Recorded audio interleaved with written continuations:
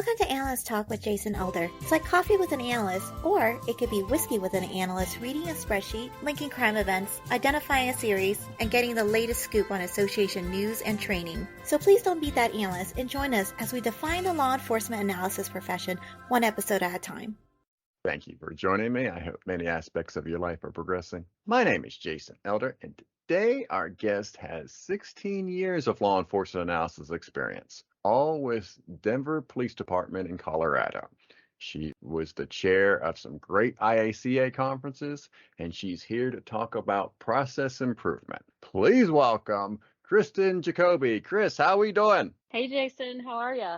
Very good. I am excited to talk to you. It was great catching up on the prep call. We met because of IACA conferences years ago. Right. We always talk about how those can feel like family reunions after a while if you go to enough of them. Yeah. And you were a staple there. And then all of a sudden I didn't see you. And so it's like, what happened to Kris? Now it's been like 7-8 years, I think, since I seen you. So I think you can blame my small children. Yeah, that happens. Directly.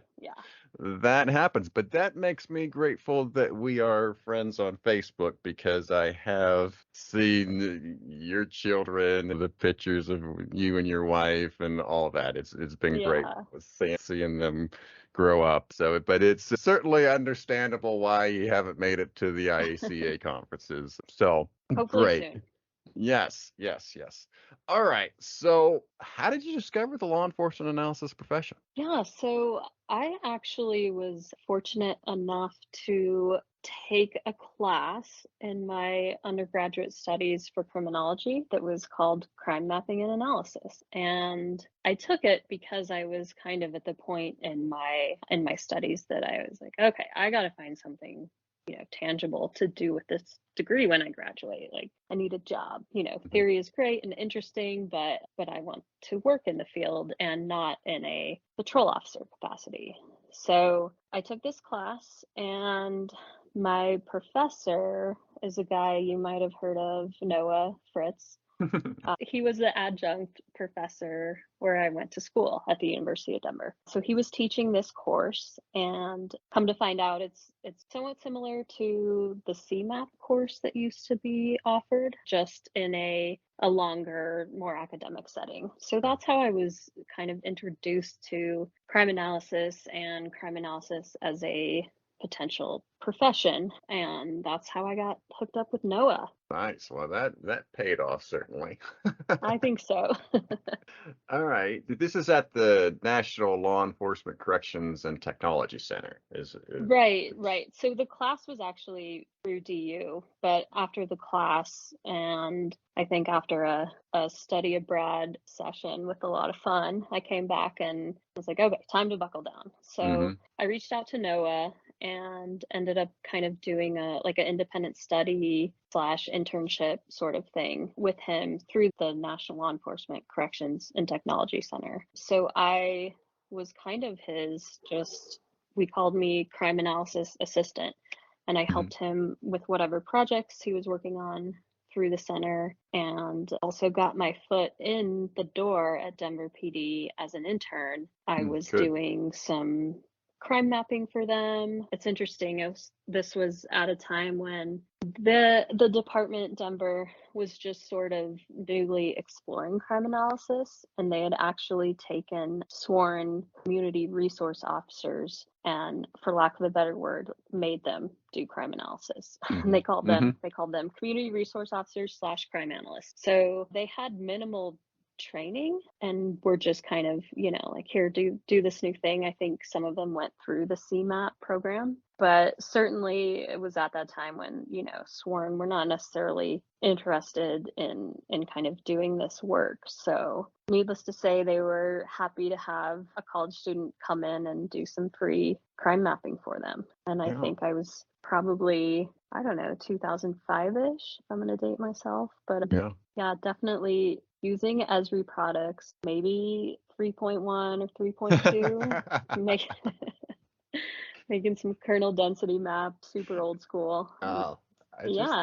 I just thought it would be great just to have someone that use products now to just put them in front of a computer that has 3.1, 3.2. Yeah, wouldn't that be great? Oh, I would love that. Like even like a college student now, be like, here you go. This is what we have. Yeah. No, Yeah, go ahead, geocode. See how you like yeah. that. Hope you got some time. You're gonna love matching addresses. It's the best. Oh man. So yeah, but I've had several on the show now that we have talked about the ArcMap 3.1, 3.2. And I always say this, that program, I swore at that program more than any other program during my career as a law Oh, enforcement for analyst. sure, for sure. Oh man. I remember coming across old files, as I was kind of cleaning things out, and I'll just say some of the file names were profanity, not probably appropriate for this podcast, but I could very easily see my level of frustration by my file name choice on the whatever nth time I've run something. So I feel that. Yeah. So then you got the internship at Denver PD, and this leads to a position, an associate crime analyst position. Exactly. So I was fortunate enough to just step right out of undergraduate and right into DPD. I think I started 10 days after I graduated, maybe, and I had the Nice. job lined up before. And I think it's pure happenstance. It was at a time when the department had made the decision to civilianize crime analysis. So they relieved some happy police officers from that duty and we're hiring 6 patrol district analysts. So I think that that's really, I attribute a lot of my starting my career to obviously networking and by happenstance, taking the right class with the right people, getting my foot in the door. Noah helped a lot. And then, working with DPD that I had enough name recognition and face time in there as an intern to kind of have them take a chance on me as an analyst with fairly limited experience. And I'm not sure that I would have gotten that position right away had they not been trying to hire 6 of us at the same time. So Yeah. some networking and some pure luck, I have to admit. Yeah, and I understand. In a way, I kind of equate it to, when you buy a house in a neighborhood before it gets expensive, and Yeah. then you get into it where it's expensive, and now it's like, well, if I was to try to buy a house in this neighborhood now, I don't know if I could do it, type thing. And so when you Right. did, if there was actually a lot of competition to some of those things, you wonder, it's like, oh, would I have gotten in there if I didn't have that internship and got the foot in the door and this was an open competition? Would I have gotten that position, right? Yeah, Because 100%. I mean, I think of that often when, I've been sitting on several hiring panels as we've grown our unit and are hiring new analysts and I look at the qualifications to even get an interview, let alone the job. And I certainly did not have quite that much when I started. So yeah, I guess I bought at the right time. yeah, that's a good way to summarize it. And because I also too feel that it's just fantastic that you had a job 10 days after undergrad. You graduated college. Yeah, And I felt pretty lucky about that too. I mean, yeah. lucky on one hand, mostly lucky, but also like, oh, I guess I gotta do this grown-up life now, like right away. Yeah. So then when you first start, you're walking in the door as an analyst for the first time, and they've hiring 6 of you. What's it like, and what are they trying to establish in the beginning of these positions? So I think that's interesting because it was being built from the ground up with kind of the CMAT, with their sort of instruction and guidance. So we were fortunate to have some training through that department and lucky that the National Law Enforcement Corrections and Technology Center was local and right there. So we had some resources, but I think, certainly it's always hard when it's kind of a new thing that no one's ever done before. So I think it was kind of like the blind leading the blind to some extent, but it was getting buy-in. That Hmm. was the hardest part to do because it was a new thing that a lot of detectives and patrol officers had never utilized before. They hadn't had that resource and they didn't really know what it was. So almost kind of felt like a marketing campaign to some degree. I think, it was that was a little bit of a tricky thing for me to step into as not only my first, full-time adult grown-up job, but also that this is a new position and a new resource in the department. So it was a lot all at once. And to boot, we had paper reports, handwritten paper police reports at the time. We had not yet invested in a records management system. That came a couple years later. But Oh, we had some rudimentary capabilities, but it was relying on patrol officers to hope they remembered to make a photocopy of the police report they were turning in and put it in the crime analyst box, and that's how yeah. I read reports at the beginning. And yeah, so it was a lot of new stuff all at once. I can think of one story that kind of sums up how it started off for me. So there was a detective and he was, I don't know, within a year of retirement. So he was plenty crusty. I'll just say that. And he, and here I walk in a civilian and B, a young person, and he takes one look at me and says, "I got shoes older than you." And right then and there, I was like, okay, so I'm gonna have, my work cut out for me. Got some stuff to prove here. And that's, I think, what I spent a lot of time doing is just figuring out how I could be a good resource to the patrol and the detectives in my district.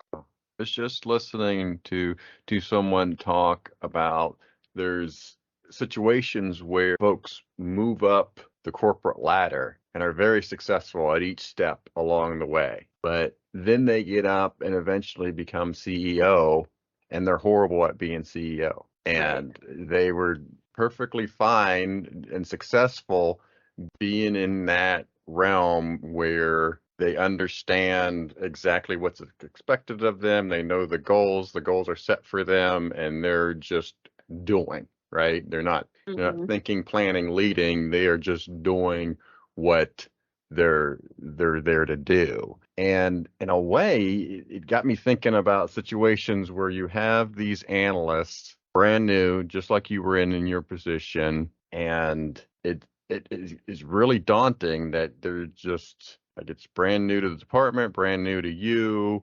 You're not really boxed in any way. You can go literally in any direction that you want. And I struggled with that concept a little bit. I'm like, I need you to kind of box me in. Like, what are my goals? Like, what do you want to see? What's success look like for us? But how did you feel thinking back? Right. I totally agree. I mean, I think given my experience now, if I were put in a situation where it's like, here you go, blank, it's blank slate, you can build this what you want. I would love that.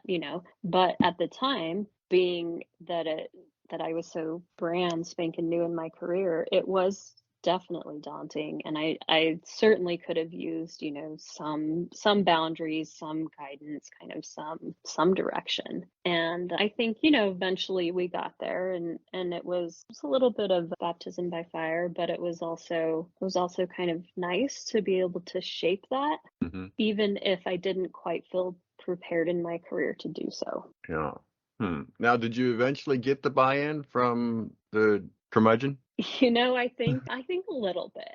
Yeah, I think after a while he was like, okay, you're not so bad, yeah, yeah, and yeah, like I said, he was gone not long after, within a year, I would say. So yeah. I just that yeah. reminds me.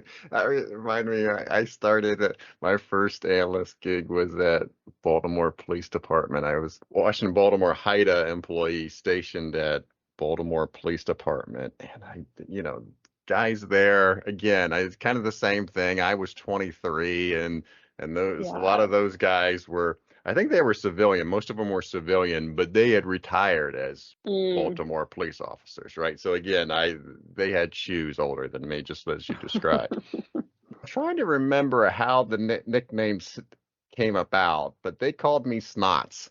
It's like, I think it was based on the dog from a Lampoon's Christmas Oh, movie. yeah, yeah, I can't yeah. remember, but I can't remember how that name stuck with me or whatever it was. But I eventually did win them over, but they did have that nickname of Snots for me. But Yeah, and that's funny because that's when you know that you've kind of like made it, that you're part of the team is when you know, get nicknames and like get teased and get, you know, joked around with. I think that's somehow comforting to know that that's the same everywhere, that that's like, oh, yeah. okay, I guess I'm part of the team now. It could be good or bad, but in this case, it definitely was good. So, Yeah. all right. So let's talk about your analyst badge story now. For those that may be new to the show, the analyst badge story is the career-defining case or project that an analyst works on. And so for you, it's 2008. You know, it's just Mm. around the time you hadn't been an analyst for very long that you get linked to a pretty big case. Yeah, and just kind of along the lines of what we've been talking about is I chose this as my badge story mainly because it really got me a lot of buy-in, me personally as an analyst, but also just I think the department at this point was recognizing what we can do and how we can be help. So real quick, the story was that I identified a team of individuals. They were led by two brothers, and they were taking vehicles, putting them up on blocks, and then they would take the high-end rim and sell them. But it was, you know, like in 2008, we're talking like $15,000 rims. Wow. Yeah.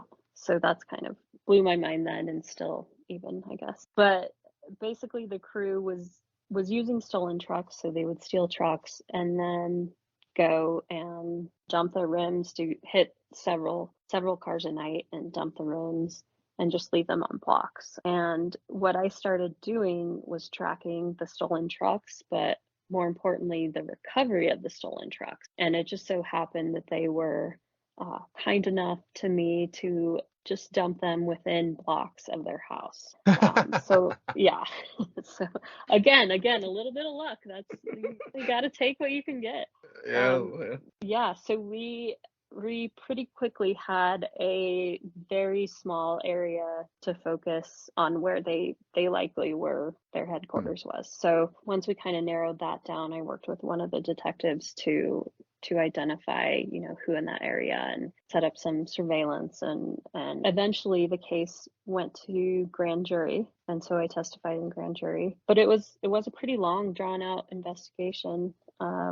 And I think I also got a little street cred because I went on some of the operations, which was super cool. And I was glad that my command was supportive of that. I mean, not only obviously is it fun, let's be honest, but I think it is actually beneficial to the analyst to kind of see operationally how things happen and how the information that you provide might be useful, and how you could make better recommendations or provide different types of it. I think it serves two purposes. And in this case, you know, like I said, I suddenly was looked at maybe a little bit cooler. Like, oh, you're out in the middle of the night with us? Okay. You're all right. Yeah, so I think that was my first big case, and you know, I think that's kind of important for every analyst to have that under their belt as a confidence booster, as, you know, just as proving yourself that you can be of value, and here's how you do it. Nice.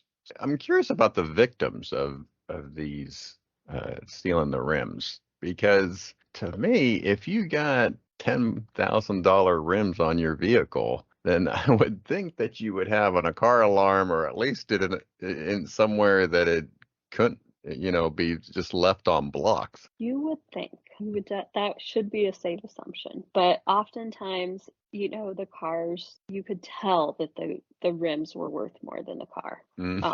So I think sometimes that was the issue. Other times, I think it just was, you know, just so quick that it happened. Yeah. I think a couple times with the like really nicer high-end cars and rims, they would sometimes even steal it and drive it to somewhere a little bit more remote and then do their thing. But you know, I mean, again, it was 2008, so I think alarms and technology is probably a not as good. Yeah. Yeah. Also makes me wonder, I'm wondering how fast that they could do it, right? Because Yeah. if you ever watched a car race, you see the pit crew, how fast they Right. can Yeah. change tires out. And, it's makes me wonder. It's like, hey, it wouldn't, Wow. I if mean, no alarm, it's probably, you got the right equipment there, it probably wouldn't take but a couple of minutes to get all yeah, four tires off the car, especially if right. you're just And leaving them on blocks. right, exactly. And they would have at least 3, sometimes 4 people working at a time. So I Hmm. think that they probably could do it pretty quick and got pretty good at it because you're right, you don't actually care about the car, so you're just there to do it quick. If you scratch it, if you whatever, who cares? It's, not your concern. So I imagine they were able to do it pretty quick. So How did you find out that they were first stealing trucks to then use to steal the rims? well, we assumed that they were using trucks just based on the size of vehicle they would need to load the rims and based on Mhm. how many they were doing. And I noticed an increase, an uptick in truck theft kind of around the same time. So it was a lot of assumption at the Mhm. beginning. And then, once we kind of saw the truck recovery, we were like, okay, yeah, that's what they're doing. I think in one of the cases, there was a witness who, didn't see the whole thing, but saw like a truck fleeing down the street and then noticed the vehicle on blocks. So I think that we knew they were using trucks Hmm.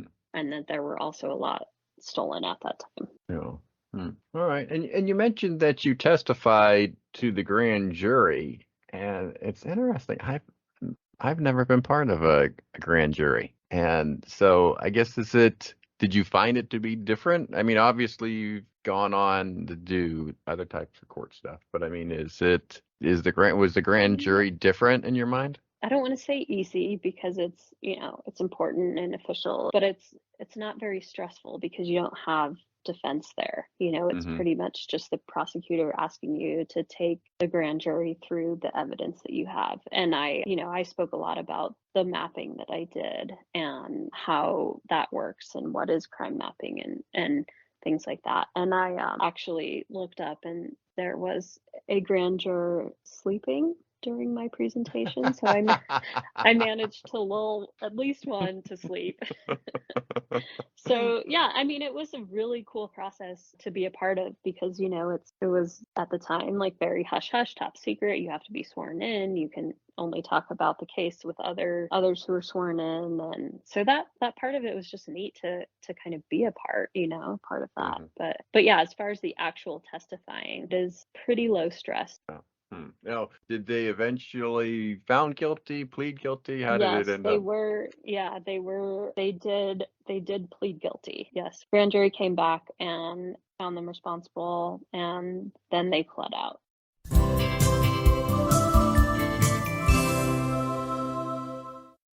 Hi, this is Stacey Belledin.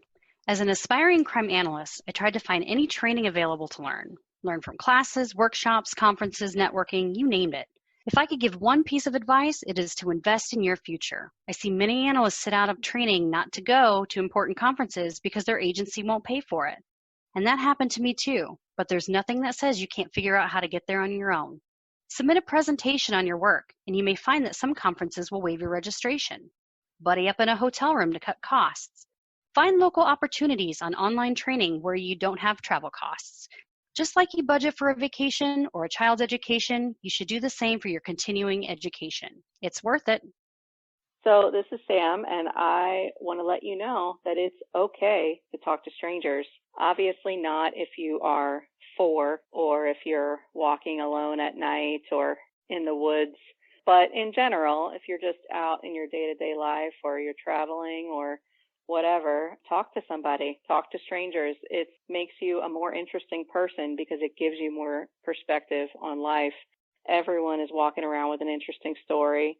So many people will defy your expectations when you see someone and you make certain assumptions about them, whether they're conscious or unconscious. I love the moment when you realize you were wrong. It's a great feeling, and I think it makes your life richer in general. If you're too shy, then maybe just read Humans of New York. That might help you to understand other people's experiences. But I'm just here to say, don't not talk to strangers.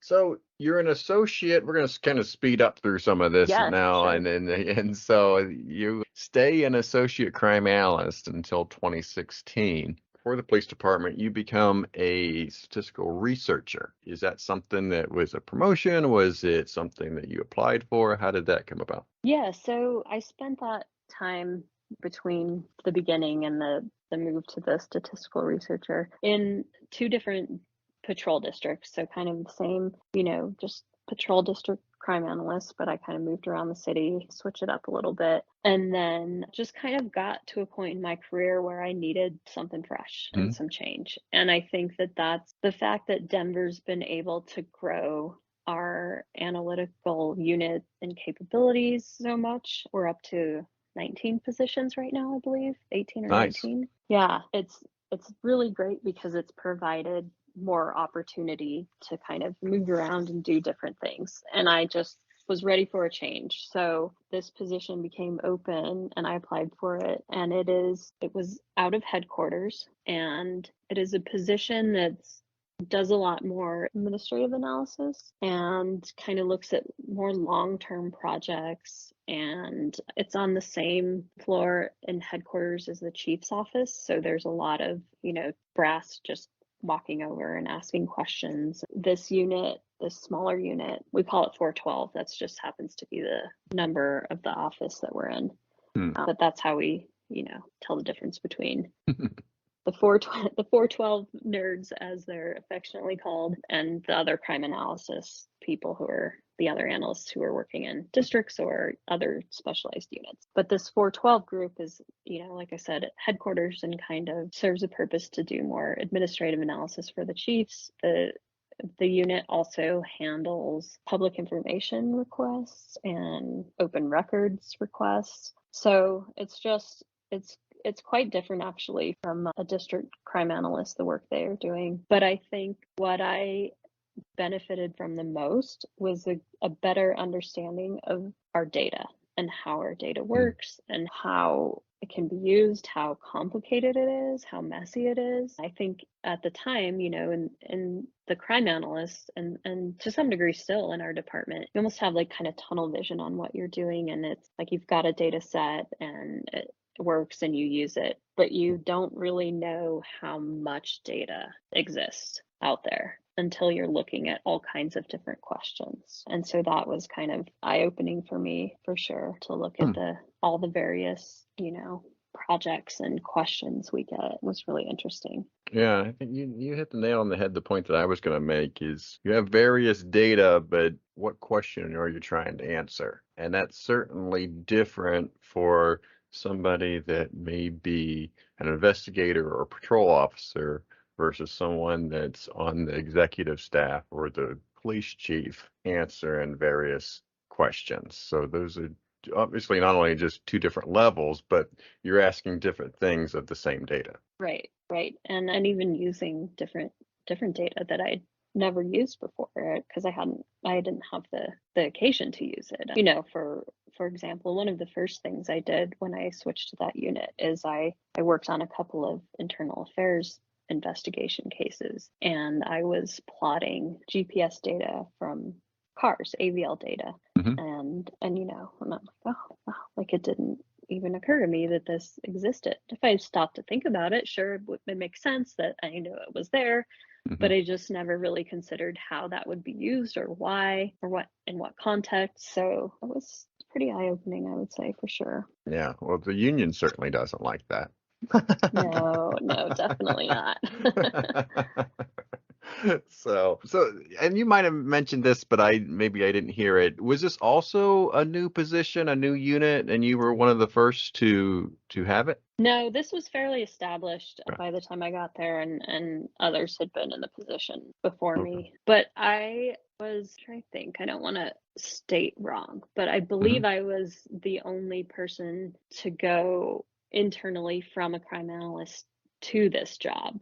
We Okay. had other people in that position who had been, I think we had one person who had been a crime analyst before in a different jurisdiction, and then, she went back to crime analysis within our department, but it was kind of the first time that someone had been doing crime analysis work in our department and gone to that 412 work group. That was really interesting to see because there'd always been like a little bit of a disconnect between the two working groups, mainly just because they were doing kind of different work, Mm-hmm. So I kind of just made it my prerogative to really try and bridge that gap and say, yeah, there's a lot of data and a lot of cool stuff we could do that you just don't know about as a district crime analyst because you don't have the time or you don't have like the need to use it, but you probably could find some really cool things if you knew this existed or knew how these tables connected or the list goes on and on. So I kind of, eventually kind of made it my goal to try and bridge that gap between the two, and I think it's gotten better for sure. Yeah, I've always encouraged analysts to try to identify new data sets whenever they can, within their department, in the city, wherever they can, because you just never know when you might need that data set. Right, I agree. Yeah. So you were there 5 years as a statistical researcher. Yeah. Is there a case or project that sticks out or an accomplishment that you had while in those 5 years? I don't know that I could point to one specific project. I will say that I was in the budget process for probably 3 of those years, and I can safely say that I wish to never be a part of that again. That is not my calling. I did not enjoy that at all. But I think my biggest takeaway really is that overarching just understanding our data in a different way. Yeah. It's funny you mentioned budget. I just heard that Cincinnati Police Department, I think I was part of a couple of meetings that talked about the budget. And then it was during a time where the city wanted the police department to cut their budget. And then you realize that the staff is 90% of the budget. So Right. it's when you're talking about cuts, it's really hard to cut the budget without cutting staff. Yeah. Those can be some tricky conversations, and they're very political. And I feel like as the analyst, kind of trying to put some metrics together for that, you rarely always understand all the political implications or happenings around it. You have an idea, but you might not know what conversations have been had with council or the mayor or it's just you find yourself kind of embedded in these high level, high stakes discussions, and it's different than what we usually do, right? Yeah. And just curious, why did they call the position statistical researcher and not an analyst title? So that is a great question. And actually, I think, we are in the process of moving those title names under a different just data analyst category. For that reason, it just makes more sense. But others in the position, or I think initially the positions when they were created, I think the idea was that it would be a little more statistics heavy, kind of building out some models and doing a little more stats work. Like I said, I was the first one that went from crime analyst to that position. So I think I'm probably not a typical statistical researcher in the department. I think you're looking at someone with more experience with R or programming even, and some of those other more technical skill sets that I don't have just as a traditional crime analyst. But interestingly, we've had a couple of people who fit the job title of statistical researcher really well and some of the job descriptions, but they actually come in and don't end up staying that long, because that's when you get down to it, that's a very small part of what that job's doing. So I think, the plan as of now is to kind of reclass those and rename them as under a data analyst category, just to kind of line it up with the work that's actually being done. Yeah. All right. Well, this, as I mentioned, it ended December 2021, you become a senior data analyst. It's here where you're in more of a mentoring role and you get into more of the process improvement, right? Right. Yes. And I am actually still in that 412 work group, but in a different position. And this was a newly created position. And I think kind of mostly to kind of build on that, bridging the gap between the 412, resources and tools and kind of figuring out how we can use some of these in districts, in my case specifically, but I also work with specialized units like, all major crimes and special investigations, all those various analysts that we have, so that we can all sort of just be aware of what the resources are, and not only the resources, but frankly, like the pitfalls of our data and the issues that might pop up and data integrity and those kinds of things. So we just overall are trying to improve the way we use our data. And how you've done that for a little over a year now, and so how is that process going with trying to improve the processes, given that you have two separate groups? Yeah, I think it's going. I think we have some room to do. Yeah, we've had like a little bit, some staff changes, and the returning to work from half, we're still half in the office, all the COVID challenges. I don't need to like go down that rabbit hole, but so I think this past year has not quite been what will be a typical year in this position, but I think we have a good start. I'm also still doing some of my previous work, so there's some overlap there. But I think it's good. We had, in the past year, we've hired 4 analysts. We had, over COVID, we had budget freezes, so we were quite understaffed for a long period of time. And then, we're able to hire those once the positions opened up. And 3 of those are district analysts. So half of our district analysts have been with the department for less than a year. So there's been a lot of opportunity for onboarding and training, and I really like that. I really like being a resource for new analysts to kind of, hey, how does this work? Or like, what's your take on this? Or can I get your advice about this? I think I like that because I didn't have it. And so I see the value for a new analyst to have someone where you can have open dialogue and like no judgment, ask questions, whatever, to start building their career. And same for like our more seasoned analysts, things come up all the time. And I think what we've been working towards is just creating a work environment where it's, safe and comfortable to ask questions. And our data's so big and so robust and so complicated and wrong and messy, and that there is not one single person in our analytical unit who knows everything and has all the answers. So I think that's really important that we've kind of created this space where it's okay to be like, hey, I don't understand how XYZ works about our arrest data. And I actually use arrest data for a reason, because that one is something that always trips me up, even still, Yeah. So I think that just kind of acknowledging that and talking about it and being okay that I've been there for 16 years and I still things change and all the time, and we have to kind of learn together. As far as process improvement, I think the main thing that we're working on is trying to free up some time for the district analysts. What recurring reports are they doing where we could maybe automate a piece of it, and I think that's the main goal with process improvement is just some time savings, some automation where it makes sense, just review.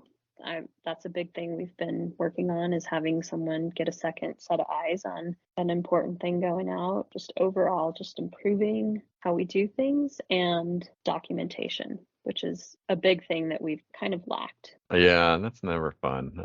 I don't know. I don't know anybody that likes to do documentation.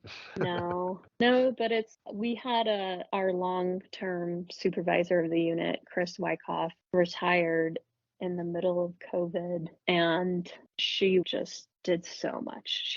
She did so much work.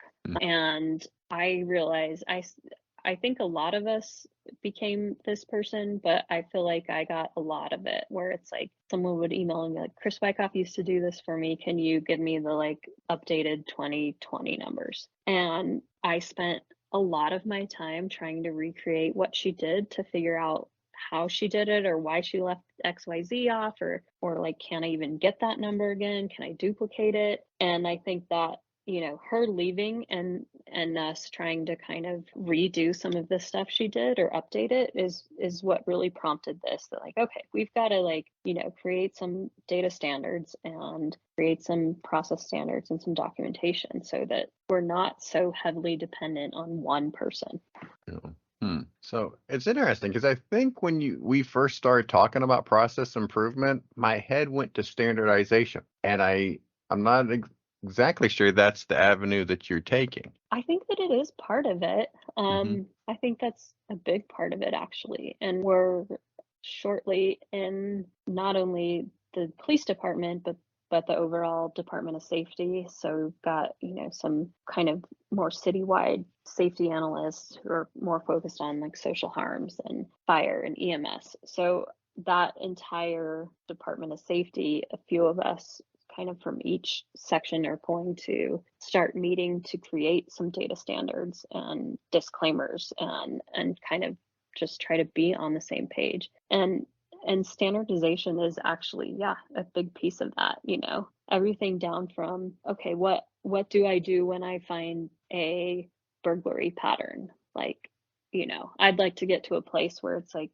step one, you know, case list. Yeah, like Yeah, recipe. so that, right, exactly. So that we just kind of have the initial piece to start with and everyone does it the same. And here's how. And once that first piece is done, then the creativity can start, and by all means take it whichever direction, you know, makes sense. But I think that's, yeah, a huge piece of it. Yeah, it's a huge challenge too, because to Mhm. get people on the same page, especially if you're not part of the same unit, and that you're literally forcing people to do it one way. Right, right. And it amazes me when I talk to folks in the UK or even in Canada or whatever, and they have like one police department, and even at different departments, they are using the same forms and the same process in place. And I was like, man, we can't even decide what we want to do within the same department, let alone trying to get all 17,000 police departments in the United States to do things the same way. So it's just so daunting. Exactly.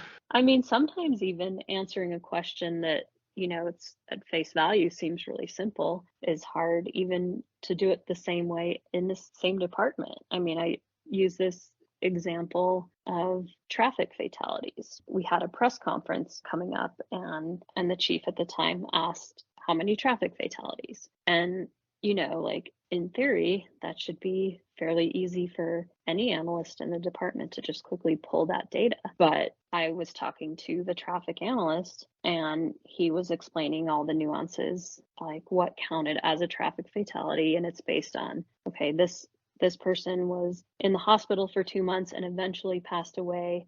But after, I forget how many days, after 60 days, it's no longer considered like the cause of death was traffic. And, you know, like this person was a fatality because in the traffic unit, because they were hit by a light rail train, but that doesn't count as a traffic fatality, you know? So it's just like so complicated and so hard to get everyone on the same page. And that, and like I said, that you would think that would just be an answer that you could just have, right? I mean, just you would just know how many people died in traffic accidents.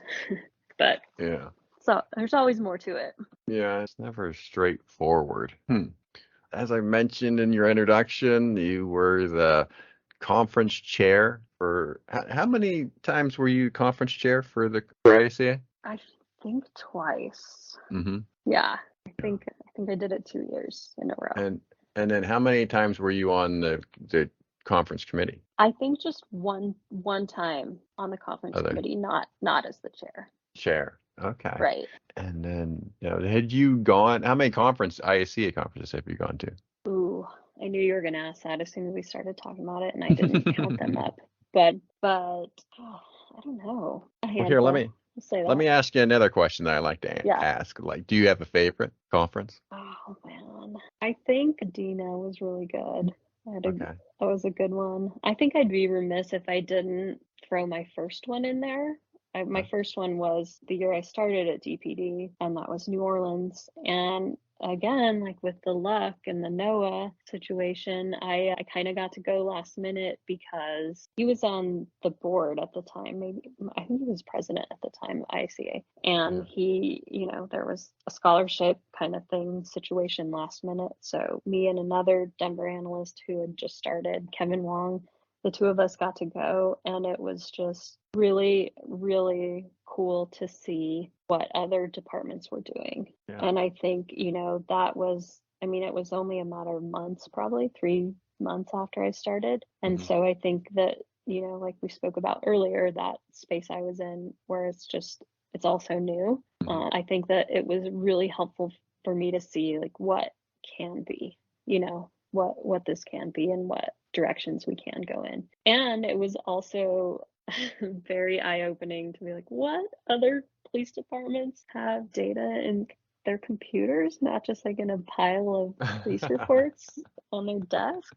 That's a thing we could do. What sorcery is this? Yeah, like what's happening? That New Orleans. Oh, go ahead. Yeah, no, I was just gonna say, like, and that's not even touching on all the networking that started, which I think I could go on for hours about that, building professional contacts and best friends for life, and just I could go on and on. Oh, and that New Orleans, that's right after Katrina, right? Hurricane Katrina. It was, yeah. Right. It was. So that was the time. I did not go to that conference, but I've heard a couple of people talk about that particular conference. So, well, as chair of the conference committee, was there something you were particularly proud of that the conference achieved during your 2 stints? I think, the biggest goal for any conference chair is that attendees gain something from it.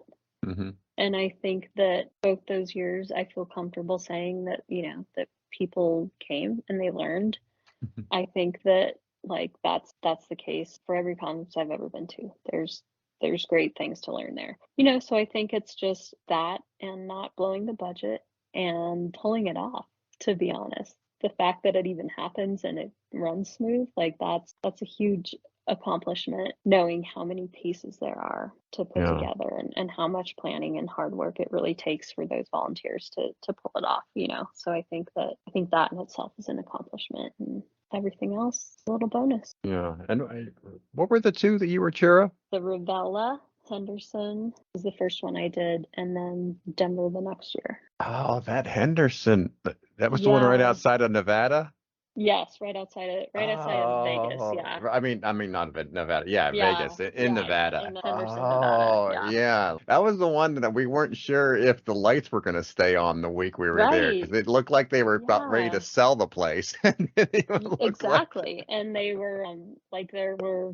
The restaurants weren't open, and because the place was like kind of deserted. It was strange, but it was, that's kind of the thing that you plan and you get there, and there's going to be some issue, but you work through it. And it is funny when I think back about it, because I remember like they were stressing, you make sure you put Henderson, Nevada, not Las Vegas, because some cities won't let you to go to a conference in Las Vegas. Exactly. Right. And then we've obviously, but I think most of them have gone there now. I mean, it almost seems like a silly concept now that there's so many conferences that go in Las Vegas. It just seems like silly to trying to dodge it. Yeah, and that was, I think, the reasoning at the time, that I was like, oh, I can't do Vegas. And it was, I became the chair after the location was selected, obviously, because that's done pretty far in advance, even more so now. Just kind of work with what you have. Yeah. Now, was there something that you wish you could have changed about the whole conference experience? That is a good question. I think as an attendee, it's always hit everything that I was hoping I would get out of it. From a planning perspective, sure, I mean, in a perfect world, we could hire a professional event planner.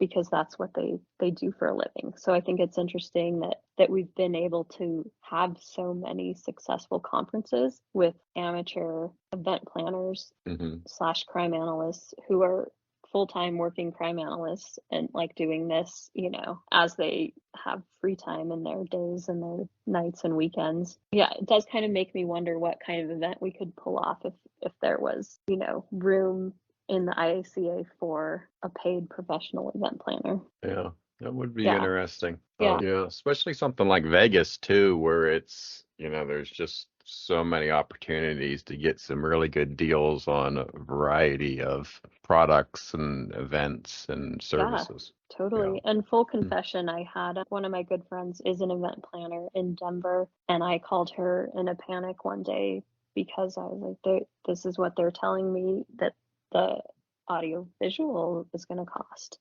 And she's like, nope, they're ripping you off here. That's BS. Like I'm going to call them, or, I forget if she called them or gave me the talking points. And those are the kinds of things where I'm like, well, yeah, like we just don't know that because it's not our industry. And, and we're crime analysts, like volunteering to try to put this massive event on, and it's hard. Yeah. It's a lot of work. Yeah. Yeah. And it's interesting because it's just, you don't know what to push back on, right? Exactly. Some of that stuff, they'll be right. like, well, that's not negotiable. Well, is it really? Or you just, right? It's just one of those am things. Am I not using the right, buzzword? Yeah. Yeah. And you also brought up a good point, too, that I didn't think to add to this conversation, but you talked about networking and friends for life. There's a group of you that met at these IACA conferences, and you actually vacation together. Yeah. Like there is a group of us, and I'd call them family at this point, just beyond best friends. Yeah. Just family and we see each other several times a year despite living kind of all across the country. A quick funny story, but I don't know if Stacey Belledin will love this that I'm about to tell it, but she's at least cringing right now. Yeah. So she came out to visit when I was on maternity leave after I had my daughter, and so she was really little, and we were at a store, and she was in the stroller, and Stacey was pushing the stroller, and some guy came up to her and asked if that was her granddaughter. To which we both just cringed and then started laughing. And later on, we an hour later, we were talking about it, and she had just moved to Georgia from Denver. And she said, where I'm from now, they call those Mimas. And so that has become her name. My kids to this day just call her Mima and know her as Mima. Oh, you know what? I saw a reference to that on Facebook, but did not understand the backstory. So now I got the backstory. Now you know. Oh man. So yeah. So just to fill in the blanks there, who are some of the other folks that you met at the conference and is in that group? Sam Gwinn. She's a staple there. Allison, formerly known as Allison Mayer, Allison Sullivan. I got a throwback for you, Amanda Carr-Clark. She's been out of the game for a while. Yeah. Carolyn Cassidy, of course, and Albert Mesa. Yeah. Erica Jackson. They're a pretty solid crew there. Yeah, well, let's talk about personal interest then as we wrap up this episode. And so you mentioned the young children and that keeping you busy, but you're also a fan of live music, right? I am, yeah. I go see any live music I get a chance for, and I'm kind of spoiled that Red Rocks Amphitheater is less than 15 minutes from my house, so that's just kind of my home center concert venue, All right. Do you have a favorite that you saw there? Oh, maybe. Let's see. I'm a big Brandi Carlile fan, and she plays there every summer, so I gotta say that. It's just blows your socks off. So is there somebody on your bucket list that you haven't seen yet? Oh, I don't think so. I know if I sit around and think about it, it'll come back to me, and this will probably be what keeps me up tonight thinking about it. But Yeah. they're out there for sure. Yeah. Yeah.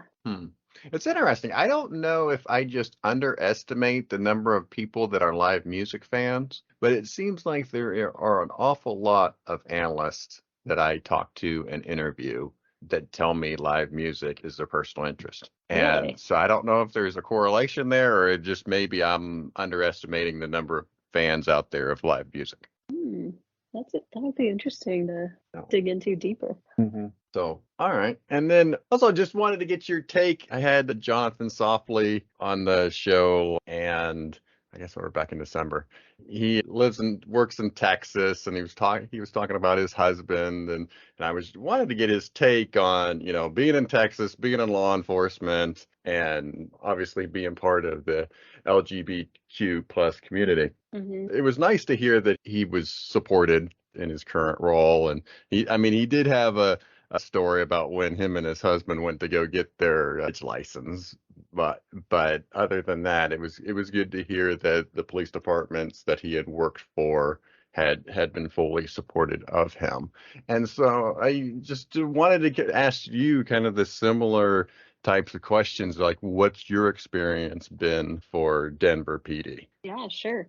Well, first of all, I'm glad to hear that he's had good supportive experiences, and I can say the same.